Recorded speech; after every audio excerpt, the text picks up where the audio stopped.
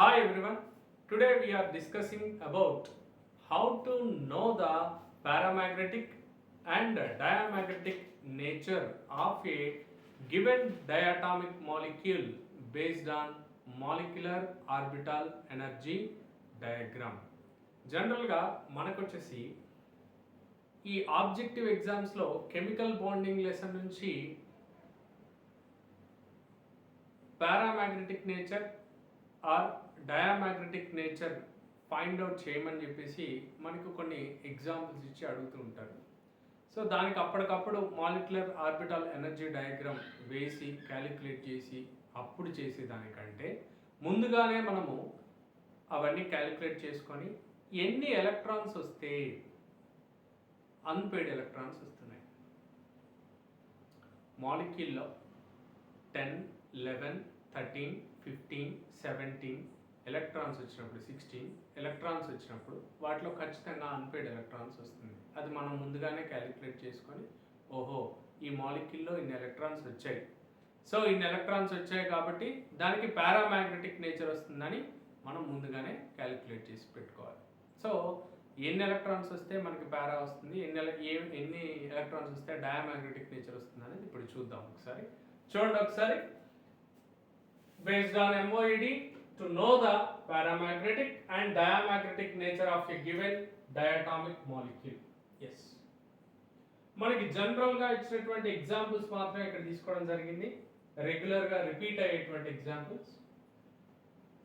If A diatomic molecule, ఏదైనా ఒక diatomic మాలిక్యూల్లో electrons 10 కానీ 11 కానీ 13 కానీ 15 కానీ 16 కానీ అండ్ 17 కానీ ఎలక్ట్రాన్స్ ఉంటే ఆ మాలిక్యూల్లో ఎయిదర్ బాండింగ్ మాలిక్యులర్ ఆర్బిటాల్ కావచ్చు, లేదు యాంటీ బాండింగ్ మాలిక్యులర్ ఆర్బిటాల్ కావచ్చు, ఖచ్చితంగా అన్పెయిడ్ ఎలక్ట్రాన్స్ ఉండాలి. ఆల్రెడీ నేను క్యాలిక్యులేట్ చేసి పెట్టాను. 10, 11, 13, 15, 16 అండ్ 17 ఎలక్ట్రాన్స్ ఉన్నటువంటి డయాటామిక్ మాలిక్యూల్స్లో ఖచ్చితంగా అన్పెయిడ్ ఎలక్ట్రాన్స్ ఉంటాయి. అన్పెయిర్డ్ ఎలక్ట్రాన్స్ ఉంటే దానికి ఏ నేచర్ వస్తుంది? పారామాగ్నెటిక్ నేచర్ వస్తుంది. For example nitric oxide NO, దీంట్లో నైట్రోజన్లో 7 ఎలక్ట్రాన్స్, ఆక్సిజన్లో 8 ఎలక్ట్రాన్స్, టోటల్ 15 ఎలక్ట్రాన్స్. సిమిలర్లీ ఇక్కడ కూడా అంతే, O2 ప్లస్లో ఒక ఆక్సిజన్లో 8, ఒక ఆక్సిజన్లో 7, టోటల్ 15 ఎలక్ట్రాన్స్.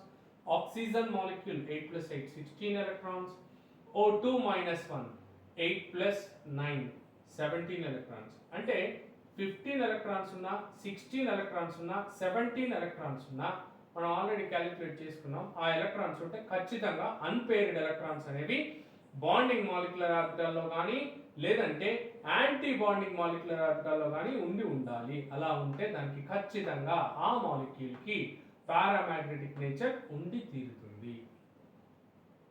సార్ అవి లేకపోతే ఎలాగా?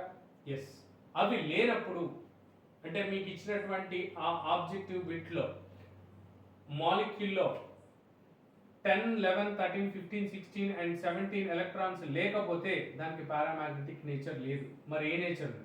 ఆ ఎలక్ట్రాన్స్ లేకుండా ఇప్పుడు for example CO, N2, Cn- NO plus O2 ఇలాంటి ఎగ్జాంపుల్స్ ఏదైనా ఇచ్చినప్పుడు దాంట్లో in case that molecule contain if 12 electrons or 14 electrons or 18 electrons, 12 ఉన్నా 14 ఉన్నా 18 ఉన్నా ఆ డయాటామిక్ మాలిక్యూల్లో ఖచ్చితంగా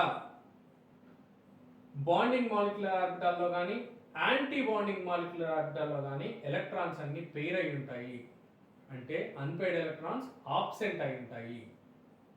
అన్పెయిడ్ ఎలక్ట్రాన్స్ లేనప్పుడు ఆ డయాటామిక్ మాలిక్యూల్కి డయామాగ్నెటిక్ నేచర్ వస్తుంది. అంటే ఓవరాల్గా మనం గుర్తుపెట్టుకోవాల్సింది ఏంటి అంటే if the molecule contain 10, 11, 13, 15, 16 and 17 electrons ఉన్నప్పుడు paramagnetic nature. Other than these electrons it has diamagnetic nature. Simple. మీరు తీసుకున్నటువంటి అంటే మీకు ఇచ్చినటువంటి ఆబ్జెక్టివ్ బిట్లో ఉన్నటువంటి ఆ మాలిక్యూల్ కానీ ఆ స్పీసీస్ కానీ ఆ అయాన్లో కానీ ఎన్ని ఎలక్ట్రాన్స్ ఉన్నాయో క్యాలిక్యులేట్ చేసుకోండి.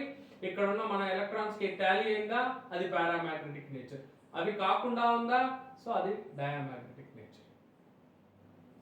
ఇది MOEDని బేస్ చేసుకొని చెప్పినటువంటి కాన్సెప్ట్. ఓకే. ఓకేనా? Hope you understand. అర్థమైంది అనుకుంటున్నాను. అర్థమైతే సబ్స్క్రైబ్ చేయండి, వేరే వాళ్ళకి చెప్పండి.